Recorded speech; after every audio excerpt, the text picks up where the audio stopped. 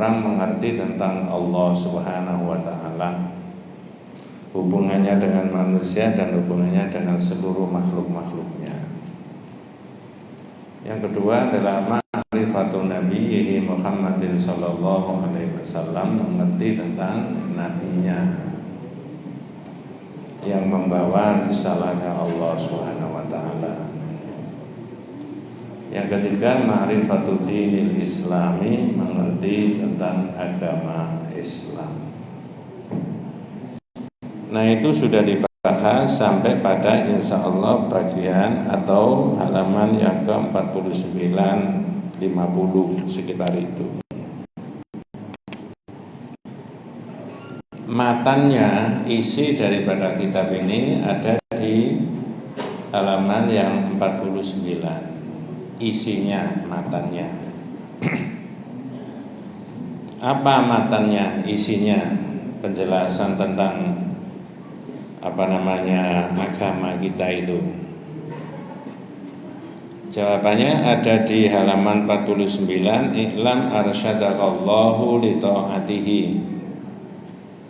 annal khanifiyata millata Ibrahim an ta'budallaha wahdahu mukhlishan lahuddin. Dalam bahasa kita, ketahuilah sesungguhnya Allah memberi rusyd. Semoga Allah memberi ar-rusydu. Nanti dibahas apa pengertiannya ar-rusydu itu. Annal khanifiyah, sesungguhnya khanifiyah itu millata Ibrahim, agamanya Nabi Ibrahim. Anta budawaha wahdahu mukhlishan lahuddin, agar Anda beribadah kepada Allah dengan ikhlas menjalankan agama. Lah, penjelasan itu ada di 50, 51 dan seterusnya. Contoh yang 51, halaman 50 nomor 1. I'lam. I'lam itu maksudnya orang itu supaya berilmu. Kalau tidak berilmu tidak bisa menjalankan agama dengan baik. Sudah sering kali disebut. Maka oleh penulis kitab tauhid itu diterangkan, lihat keterangan tentang ilmu sebelumnya. Tapi saya cocokkan di halaman 18, tidak cocok, mungkin salah cetak. Tapi tentang ilmu itu sudah dibahas. Ada orang itu yang alim, berilmu betul. Ada yang al-jahlul basit. Kalau dipakai bahasa yang kurang ya tapi benar juga bahasanya, bodoh tapi ringan. Mengetahui tentang agama tapi ringan, pengetahuannya minim. Ada yang al-jahlul murakkab, bodoh yang sangat besar sekali, serius ya. Wudu saja nggak bisa, misalkan, naudzubillah min dzalik. Maka di situ harus pakai ilmu, i'lam.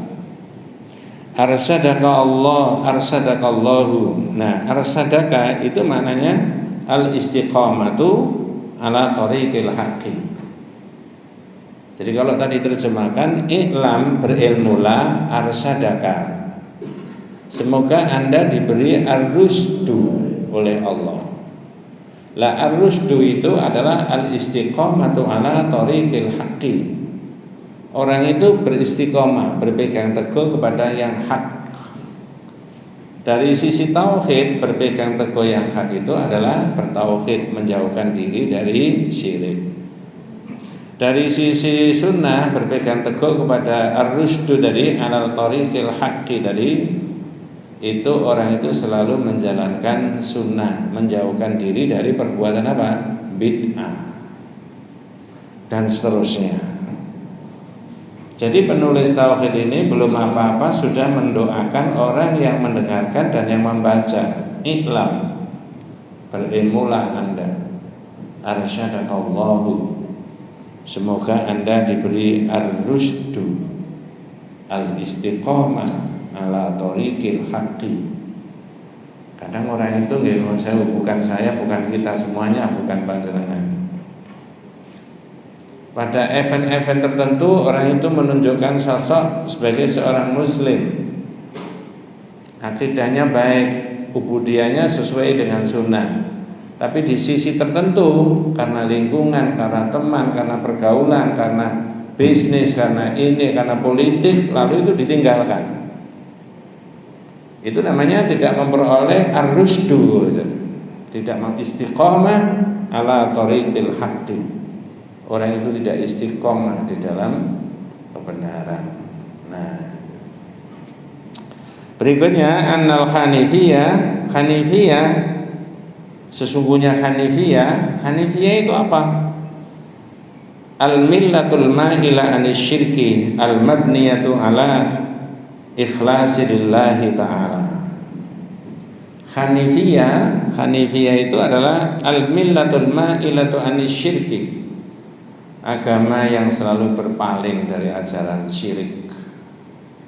Jadi sekecil-kecilnya syirik itu harus ditinggalkan kalau orang mau mengikuti Hanifiyah millata Ibrahim, mau jadi orang yang beragama yang selalu berpaling dari kesyirikan, maka syirik itu harus ditinggalkan. Maka di sini ditulis al-millah al-ma'ilah ani asyirki, berpaling dari kesyirikan. Coba saya tanya jenengan, syirik itu bentuknya macam-macam enggak, Pak? Contohnya? Jenengan kok bisa bilang iya? Saya pakai bahasa Indonesia, jenengan pasti bisa neruskan. Syirik itu, Mas, halus seperti semut hitam, terusnya bisa kan? Bisa teruskan kan? Walaupun nggak benar. Seperti semut hitam merayap di batu hitam di gelapnya malam. Yang ngomong begitu itu Ibnu Abbas, sahabatnya Rasulullah. Al-andad wa asyirik akhfa min dabibin namal ala safa'i sauda fi dhulumatil lail. Wa huwa an taqul ya wallahi wa hayatika wa hayati ya fulan. Itu syirik itu halus kayak itu lebih halus dari seekor semut yang merayap di batu hitam. Contohnya seperti apa? Anda mengatakan demi Allah, demi hidupku, demi hidupmu. Sumpah menggunakan nama Allah digandeng dengan demi hidupku dan hidupmu, atau demi Allah, demi Rasulullah Sallallahu Alaihi Wasallam. Halus. Maka orang yang mengikuti agamanya Nabi Ibrahim itu agama Hanifiyah. Annal Hanifiyata, sesungguhnya Hanifiyah tadi al-millatul ma'ilatu anisyirki, agama yang selalu berpaling dari syirik, al-mabniyatu 'alal ikhlasi lillahi jalla wa ala, dan agama itu ditegakkan atas dasar ikhlas kepada Allah. Nanti jenengan ketemu penjelasan berikutnya, wa a'dhamu ma amarallahu bihi huwa at-tauhid wa huwa ifradullahi bil ibadati. Sebesar-besar yang diperintah Allah itu adalah orang berbuat tauhid, bertauhid, mengisahkan Allah satu-satunya. Lah kalau sebesar-besar yang diperintah Allah itu bertauhid, itu bisa mengalahkan, bukan berarti tidak penting ya, bisa mengalahkan sholat, bisa mengalahkan haji, bisa mengalahkan umrah, bisa mengalahkan macam-macam. Ya, karena sebesar-besar yang diperintah adalah at-tauhid. Mengapa kok begitu? Semua berbagai macam bentuk ibadah kalau tidak didasarkan pada tauhid, akidah tauhid, maka menjadi rusak. Berarti sebesar-besar yang diperintah adalah bertauhid. Itu al-Hanifiyah tadi.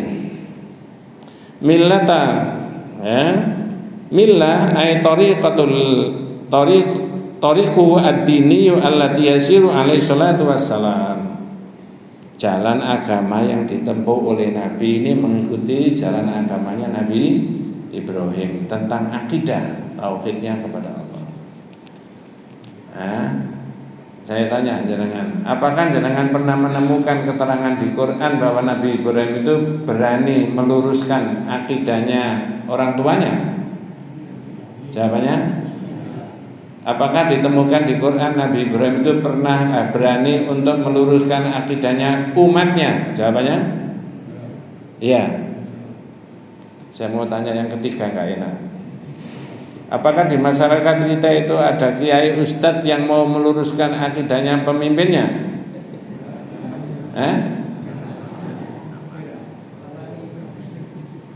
Enggak nanti mutasi gitu. Ya. Besok Pak, dalam kitab Fathul Majid itu ada kelompok orang-orang ditanya sama Allah. Ma mana'aka idza ra'aital munkar alla tughayyir? Pak, sini. Kenapa dulu di dunia sampai tahu ada kemungkaran kok diam aja? Jawabannya orang itu apa? Ya Rabbi khasyatan nas. Saya takut orang. Nanti kalau saya bolak-balik rewel meluruskan yang salah-salah yang dilakukan oleh si A si B kan, jangan-jangan saya diberhentikan jadi komisaris nanti. Nanti maksudnya Pak ya? Tapi hadisnya nggak muni komisaris, nggak ada begitu. Ini karangan saya sendiri. Apa jawabannya? Iya ya kunta haqqu an takhsha. Disentak sama Allah. Mestinya kamu itu takutnya sama saya. Kenapa takut sama manusia? Nah, makanya saya pernah ngomong dalam sebuah khutbah Jumat itu ya. Tauhid itu bisa diambil sebagai dasar inspirasi kebangkitan umat. Saya ulangi, tauhid itu bisa diambil nilai-nilainya untuk dijadikan dasar kebangkitan umat. Salah satu poinnya, jika umat Islam tidak kerjasama dengan kebohongan, kejujuran, ketidakadilan, kezaliman. Jadi kalau semua umat Islam itu tidak bekerja sama, bahkan menentang kezaliman, ketidakadilan, kejujuran dan ketidakjujuran dan sebagainya, maka disitulah umat ini bisa bangkit. Karena semua umat Islam sudah meneriakkan begitu. Bukan pikirannya aku ngomong ini cek oleh ngono, aku tak ngomong ngono cek oleh ini. Itu bukan watak orang bertauhid. Kalau dimensinya pertimbangannya duniawi. Nah, agama yang al-maila anisyirki tadi millata ya, itu tariqul ad-dini allati yasiru alaihi salatu wassalam, agama yang ditempuh oleh Nabi Muhammad yang itu merupakan warisannya Nabi Ibrahim. Baru seterusnya panjenengan diajak membahas tentang Nabi Ibrahim. Annal hanifiyata millata Ibrahim. Minta tolong, siapa Nabi Ibrahim itu? Nanti ini yang menggelitik Pak, ada keterangan yang beda dengan yang di masyarakat. Dan saya punya argumentasi. Dan jenengan saya minta mengikuti hadis, jangan mengikuti masyarakat. Ya. Apa Mas tentang Ibrahim? Monggo. Ibrahim adalah Khalilur Rahman. Nah, itu loh. Apa tadi Pak? Khalilur Rahman. Dalilnya Mas, minta tolong dibaca. Dan Allah menjadikan Ibrahim sebagai kesayangannya. Ya, Khalil maknanya apa? Kesayangannya siapa? Kekasihnya siapa? Allah. Bahasanya pakai Khalil apa Habib? Dalilnya surat An-Nisa ayat 125. Wattakhadallahu Ibrahima khalila. An-Nisa 125. Dan Allah menjadikan Nabi Ibrahim sebagai Khalil. Halo? Sebagai apa tadi Pak? Khalil. Dalilnya surat An-Nisa ayat 125. Berarti Nabi Ibrahim mulia apa tidak? Mulia. Oleh Allah dijadikan sebagai Khalil. Ini Nabi Ibrahim. Sekarang saya tanya, Nabi Muhammad disebut oleh masyarakat sebagai apa? Sayup-sayup saya sudah pernah dengar. Sebagai apa? Disebut oleh masyarakat. Bukan disebut oleh hadis, tapi disebut oleh masyarakat sebagai Habib. Betul nggak? Lo masyarakat, bukan hadis.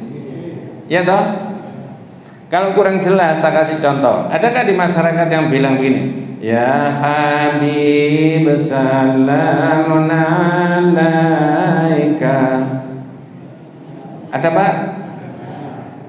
Itu siapa maksudnya? Ya Habib? Nabi. Ada lagi Bu? Saya begitu-begitu agak hafal Pak. Tapi bukan dipakai contoh.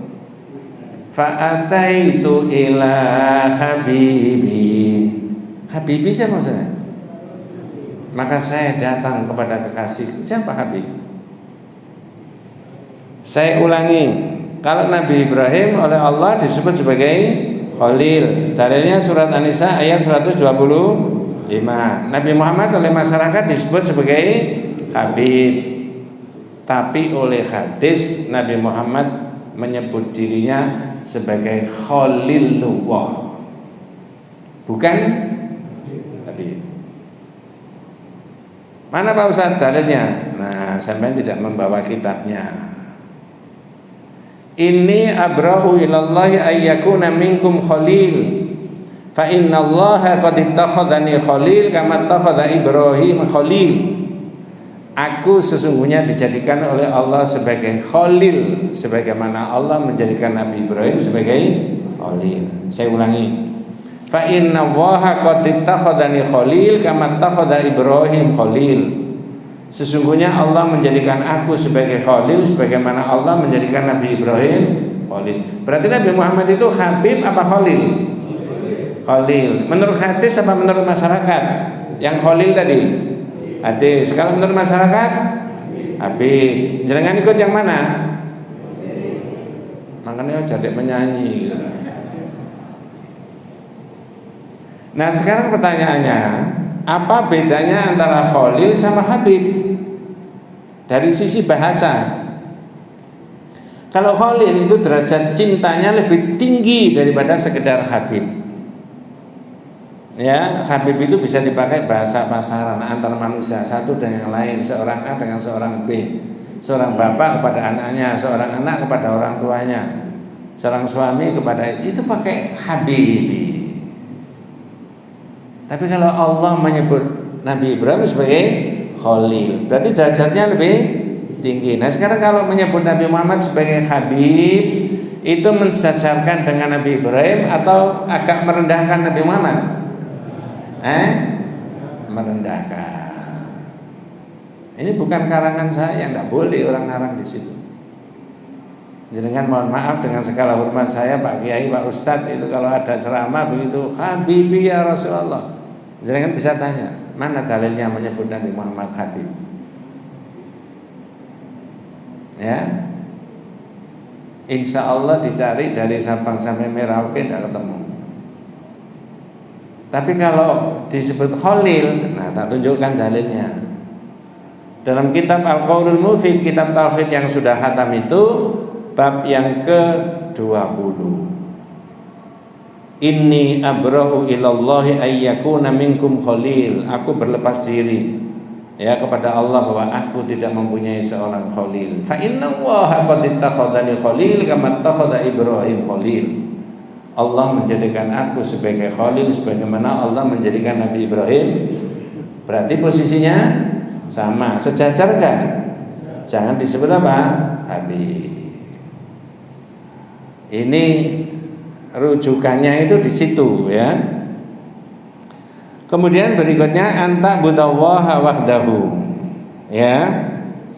Jadi tadi saya ulangi, i'lam arsyadakallahu li ta'atihi annal hanifiyata millata Ibrahim anta budawaha wahdahu.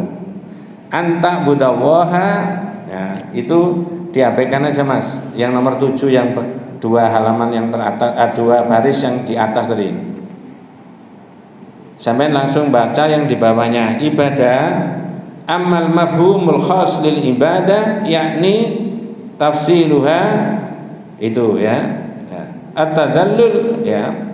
Saya ulangi ya. Al-ibadatu mafhumuha al-am hiya tadallul lillahi mahabbatan wa ta'ziman. Ya bi fi'li awamirihi wasdina binawahihi alal wajhil ladzi ja'at bihi syara'i'uhu. Monggo apa saja. Ibadah dalam maknanya yang umum adalah merendahkan diri kepada Allah. Itu yang jenengan garis bawahi, merendahkan diri. Ibadah dalam arti umum itu merendahkan diri. Bahasa Arabnya tadzallul.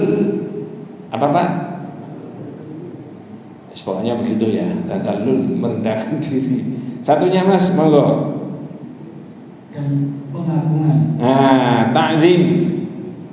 Jadi ibadah dalam arti yang umum itu adalah tadzallul wa ta'zim, tadzallul wa ta'zim. Atau dengan bahasa lain supaya gampang difahami, orang kalau ibadah kepada Allah itu karakternya ibadah itu tadzallul, merendah-rendahkan diri. Tapi di balik merendah-rendahkan diri juga ada apa? Ta'zim, mengagungkan. Contoh orang sholat, benar nggak merendah-rendahkan diri di hadapan Allah? Mengagungkan Allah nggak? Berarti selepas sholat, selesai sholat, implementasinya di masyarakat boleh nggak mengagung-agungkan sesama manusia? Karena sudah yang diagungkan tadi siapa? Allah. Dua, misalkan orang sholat juga tadzallul, merendahkan diri tadi. Sekaya-kayanya orang, segagah-gagahnya orang, ya, sekuasa-kuasanya orang itu maka dia tadzallul karena dia ibadah, merendahkan diri. Ya Allah, saya ini nggak ada apa-apanya, walaupun Engkau beri rezeki sekian banyaknya, ya, itu dimakan tuh keturunan tidak habis, tapi saya ini merendahkan diri, nggak ada apa-apanya. Orang punya jabatan bisa menentukan ABCD-nya, itu juga tadzallul. Nah, ibadah dalam contoh yang saya sebutkan sholat itu kalau dihayati seperti itu, maka setelah sholat itulah namanya tanha anil fakhsyai, bisa mencegah kemungkaran karena dia yakin. Orang infak juga begitu, sebanyak-banyaknya duit yang diberikan itu tetap dia merendahkan diri, nggak ada artinya apa-apa ini ya Allah dibandingkan dengan surga yang Kau janjikan.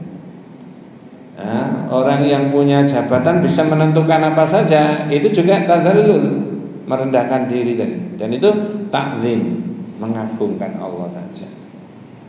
Berarti kalau orang itu sholat, posisinya orang sholat, kalau saya pakai contoh sholat, sejajar enggak Pak? Artinya sejajar di mata siapa? Allah. Ini sak masjid isinya ribuan orang, semuanya sholat. Ada yang kaya, ada yang biasa saja, ada yang pejabat, ada yang biasa saja, ada yang masih kuliah, ada yang sudah lulus, ada yang mau diwisuda, ada yang belum, ada yang asli, ada yang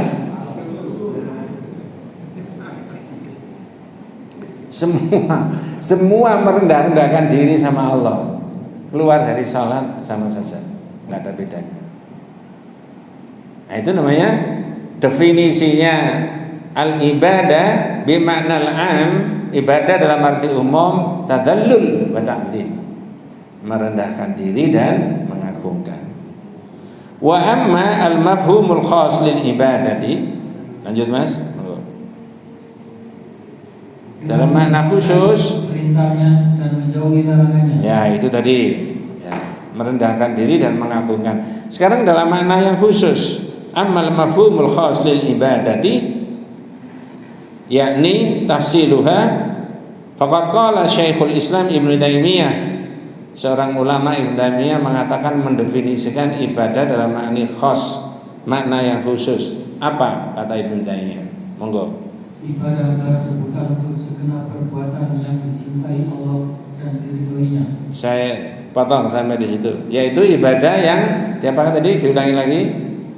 Segenap perbuatan yang dicintai Allah dan diridhoinya. Saya tanya, perbuatan itu bisa perbuatan lisan? Bisa perbuatan telinga mendengarkan? Bisa tangan? Bisa kaki? Oh, bisa mata? Semua perbuatan yang terus Mas, baik ucapan maupun perbuatan lahir dan batin seperti tadi. Sebentar. Jadi ibadah tadi ismun jami'un likulli ma yuhibbuhu wa yardahu minal aqwal wal a'mal, kata Ibnu Taimiyah. Jadi ibadah dalam makna yang khusus itu adalah ismun jami'un, nama dari semua aktivitasnya manusia. aktivitas lisan, aktivitas mulut, aktivitas mata, telinga, tangan, kaki, uang, pejabatan dan sebagainya. Tapi lima yuhibbuhu Allahu wa yardahu, dalam batasan yang dicintai Allah dan diapakan? Diridhoi Allah. Minal aqwal wal a'mal, ucapan dan apa? Perbuatan. Jangan tindak dari sini. Itu ibadah apa tidak? Ibu-ibu pagi-pagi itu kemudian ada tukang sayur lewat, sayur belanja, ibadah apa tidak? Karena itu semuanya adalah lima yuhibbuhu wa huwa yardahu. Al-zahiru al-batina, yang lahir dan yang batin. Diberi contoh kal khauf. Seperti apa, Mas? Takut. Takut sama siapa? Saya tanya, Pak. Jangan jawab pakai bahasa Indonesia. Apa bedanya orang takut sama Allah dengan takut pada selain dari Allah? Jawabannya? Kalau takut sama Allah, lari kemana? Mendekat apa menjauh? Mendekat. Caranya ibadah. Tapi kalau orang takut selain dari Allah, lari kemana? Menjauh. Man khafa syai'an haraba minhu wa man khafa Allaha haraba ilaihi. Siapa yang takut sesuatu, orang itu lari dari sesuatu yang ditakuti. Tapi siapa yang takut kepada Allah, lari mendekatkan diri kepada Allah dengan ibadah sebanyak-banyaknya. Makanya mohon maaf ketika ada bapak, ibu atau siapa saja bukan di sini, nggak biasa ke masjid lalu ke masjid, nggak biasa ikut jamaah lalu ikut jamaah, tidak biasa ikut ngaji lalu ikut ngaji. Mestinya apa? Oh alhamdulillah, bapak itu, saudara itu, mas itu lagi punya rasa apa tadi? Takut sama siapa? Allah. Lalu meningkatkan apa? Ibadahnya. Jangan dirasani. Kemarin kata. Jangan. Orang mau takut sama Allah, biarin aja. Lalu takut selain Allah itu di dalam kitab Al-Qaulul Mufid itu diberi contoh seperti takutnya Nabi Musa. Takutnya Nabi Musa. Takutnya Nabi Musa itu takut dikejar Fir'aun mau ditangkap, lari. Takut gak Nabi Musa? Mengurangi iman? Enggak. La yunafi kamalal imani wa la yunafi kamalat tauhid. Tidak mengurangi kesempurnaan iman dan tidak mengurangi kesempurnaan tauhid. Itu tabi'i. Jenengan membaca ayat itu tentang ceritanya Nabi Musa dikejar Fir'aun lalu lari, fa kharaja minha khaifan, lalu keluarlah Nabi Musa dari kota itu dalam keadaan ketakutan. Jenengan tidak boleh punya kesimpulan Nabi kok goci, nah itu tidak boleh. Tidak boleh. Ya, karena itu tabi'i, nalurianya manusia. Lalu Nabi Musa tadi di dalam pelariannya yang diandalkan dua. Apa?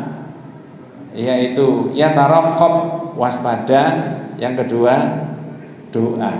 Jadi doa itu senjatanya umat Islam, Pak. Apa doanya Nabi Musa? Jangan Allahumma barik lana. Rabbi najjini minal qaumidz dzalimin. Ya Allah, selamatkan aku dari orang yang zalim. Nah itu ditiru anak-anak itu. Wa asyrili zalimin bidzalimin. Ada begitu? Wa akhrijna min bainihim salimin. Terusnya ini perlu dilatih sampean. Masya Allah ya. Saya tidak sependapat kalau itu salawat itu doa saja. Tapi orang menyebut salawat ashhid. Salawat itu berdasarkan hadis. Karena perintahnya jelas. Ya ayyuhalladzina amanu sallu alaihi wasallimu taslima. Dalam hadis seringkali diterangkan wasallu alayya, bersalawatlah kepada saya. Nah, Nabi mengajarkan cara-cara lafal-lafal. Wallahu a'lam. Nah, itu. Jadi ibadah itu diberi contoh. Ibnu Taimiyah tadi mengatakan ismun jami'un likulli ma yuhibbuhu wa huwa yardahu minal aqwal wal a'mal. Nama dari semua aktivitas manusia, baik itu ucapan maupun perbuatan, pada hal-hal yang diridhoi dan dicintai Allah. Diberi contoh khauf, rasa takut. Dalam kitab yang berbeda, khauf tadi Pak disejajarkan dengan roja. Apa Pak? Khauf, roja. Khauf, roja. Khauf tadi rasa apa? Roja, harapan. Maksudnya apa? Itu dalam kitab yang lain diterangkan itu diibaratkan dua sayap yang dipakai oleh manusia mukmin terbang menuju ke hadirat Allah. Kalau dia punya khauf dan punya roja. Khauf adalah harapan, takut, roja adalah harapan. Maksudnya ketika masih muda, produktif, sehat, gagah, bisa kemana-mana, itu harus punya rasa takut. Jangan bisa bayangkan masih muda, gagah, duitnya banyak, bisa kemana-mana, punya jabatan, komisaris, plus tambah wamen, misalkan begitu ya. Ini kan mengingatkan semuanya. Mumpung jenengan belum diangkat sebagai apa? Nah, diingatkan dulu. Itu harus punya rasa apa? Kalau nggak punya rasa takut, oh sembarang dilakoni Pak. Arek itu sembarang punya Pak, iya dah. Duit punya, fasilitas punya, rumah punya, showroom punya, sembarang punya. Satu tok yang nggak punya apa? Nggak punya rasa takut sama Allah. Yang kedua, roja, harapan. Kapan harapan? Ketika sudah tua, sudah terbatas kemampuannya. Ada masa-masa orang itu seperti itu. Bahkan berjalan sendiri tidak bisa, harus dipapa oleh anak cucunya. Kalau tidak begitu, pakai apa? Kursi. Nah, panik, tidak usah, biasa saja orang Islam itu. Ya, terus dirawat di situ berbulan-bulan. Nauzubillah min dzalik. Mudah-mudahan kita disehatkan sama Allah ya. Ini bukan siapa-siapa. Besok paginya Pak dokter setelah memeriksa secara general check up, ternyata bilang keluarganya kumpulkan semuanya, ini sudah macam-macam penyakit. Wah, ini harapannya kepada siapa kalau begitu Pak?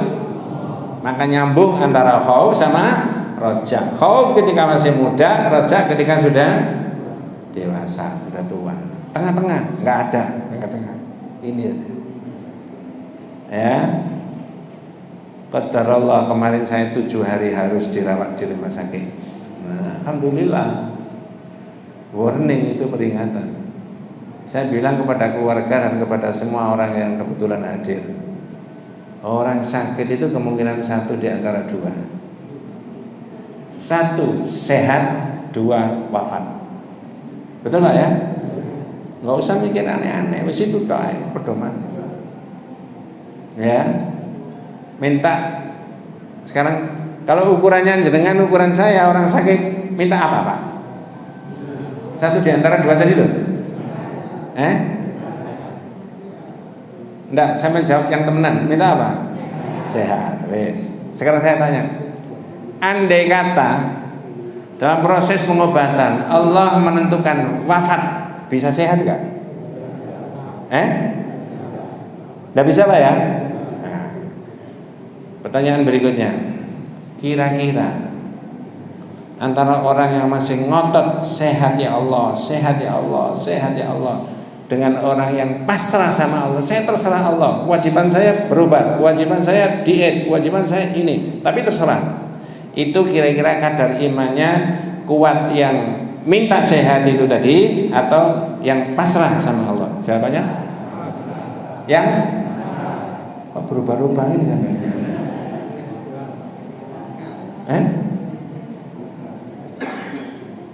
Iya Pak, derajat imannya masih lebih tinggi orang yang memasrahkan sama siapa? Allah. Tapi jangan lupa, jangan salah, namanya memasrahkan sama Allah bukan berarti kemudian tidak ikhtiar. Itu saya temukan ilmu itu ada di mana? Satu, dalam kitab Syekh Abdul Qadir Al-Jailani wa arahu an i'tiqadiyah wa sufiyah. Pikiran Syekh Abdul Qadir Jailani dalam bidang akidah dan sufi. Jadi kalau dalam event-event tertentu Syekh Abdul Qadir Jailani tidak milih, terserah Allah. Jadi misalkan kok Banyuwangi, naik apa? Ini kendaraannya. Sampai milih selamat apa milih? Oh, terserah Gusti Allah. Kewajiban saya pilih kendaraan yang baik. Lewat jalan yang kira-kira tidak berliku-liku, drivernya saya ambil yang sudah berpengalaman ke daerah sana. Terus hasilnya, terserah Gusti Allah, bukan urusan saya. Benar nggak Pak? Itu ada di kitab itu diterangkan. Yang kedua di dalam kitab Al-Qaulul Mufid bab 60, Ubadah bin Samit memberi nasihat kepada anaknya. Innaka lan tajida ta'mal iman hatta ta'lama anna ma asabaka lam yakun liyukhdi'aka wa ma akhta'aka lam yakun liyusibaka. Sini nak, saya beritahu kamu.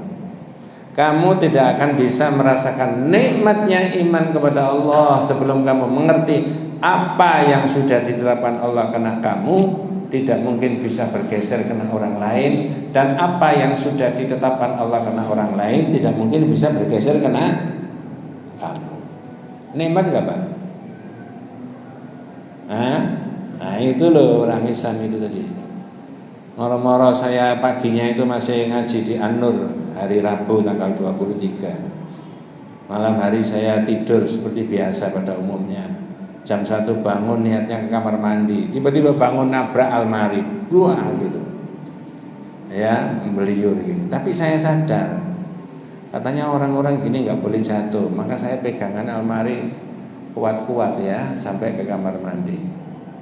Ya, baliknya itu rotok berangkat dari kamar mandi, tidur lagi. Pagi tidak ke masjid, tidak berani. Ya, pagar saja tak kunci itu tidak berani buka saya. Yang buka siapa? Orang yang ikut membantu memasakkan di rumah, tak telepon, nang rumah. Enten apa? Aku ono ini. Akhirnya pagi diantarkan ke rumah sakit jam 8 hari Kamisnya itu tanggal 24 oleh Pak Dokter. Opname sudah langsung. Hanya dilihat aja, di tensi dilihat begini kan, opname. Ya. Gimana Pak Ustaz? Gimana? Ya manut saja yang ngomong teman saya Dokter Zakaria. Yang punya ilmu kan jenengan. Ya, jadi di depan poli itu sampai ke UGD, sampai ke ruang perawatan itu dipakai kursi roda. Baru kali ini pakai kursi roda itu.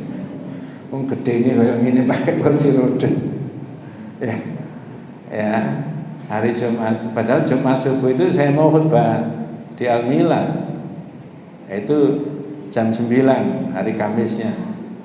Ya, Jumat subuh rencananya khutbah nikah putranya Bu Ida Pak Iskaram, Allah yarham. Langsung tak WA, tak bisa jam 10. Waduh. Ya, hari Jumatnya diperiksa tuntas sama Pak Dokter, katanya penyakit dalam. Bagus semuanya ini. Tensinya enggak ada riwayat darah tinggi. Insya Allah enggak ada. Diabetes enggak ada. Minta obati kolesterol, asam uratnya semuanya turun semuanya. Tapi gimana? Masih beliur. Tak konsulkan Dokter Saraf, Dokter Hamdan, kebetulan beliau direkturnya. Ya manut aja. Akhirnya dikonsulkan dokter apa? Penyakit saraf. Tapi bukan saraf yang gini itu Pak. Ya. Wah, Pak Ustadz tak scan ya manut aja. Di scan kena hasilnya di sini ada penyumbatan katanya di pembuluh darah otak. Terus gimana?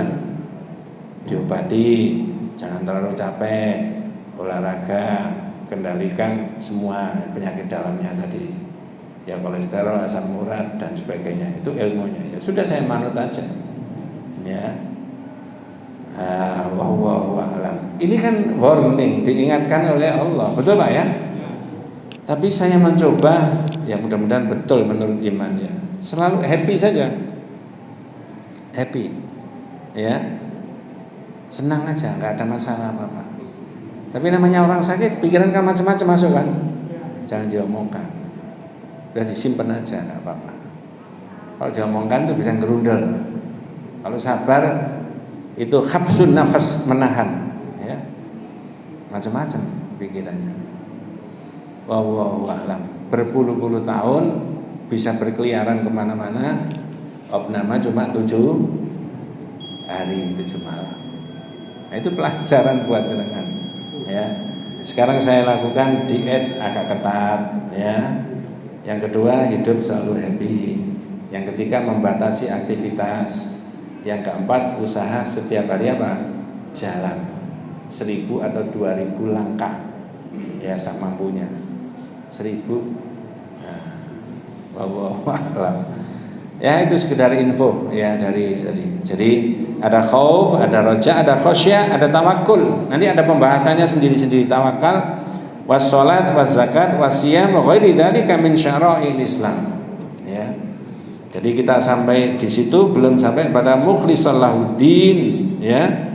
Belum sampai pada yang selanjutnya di dalam halaman 49 tadi, ya. Seperti yang saya sebutkan tadi, halaman 49, wa bidzalika amarallahu jami'an nasi wa khalaqahum kama qala Allah taala, dan demikianlah Allah memerintahkan kepada semua makhluknya, wa ma khalaqtul jinna wal insa illa liya'budun. Nah, liya'budun maksudnya yuwahhidun, mengisahkan saya. Baru nanti kita bahas wa a'dhamu ma amarallahu bihi wa at-tauhid.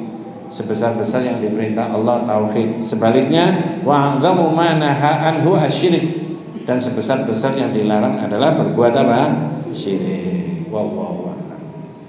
Mudah-mudahan kita semuanya diberikan rahmat barokah hidayah Allah Subhanahu wa taala. Hadanallahu wa iyyakum ajmain. Kita tutup dengan doa kafaratul majlis. Subhanakallahumma wa bihamdika asyhadu an la ilaha illa anta astaghfiruka wa atubu ilaik. Assalamualaikum warahmatullahi wabarakatuh.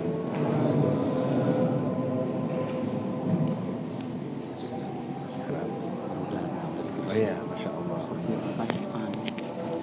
Oh.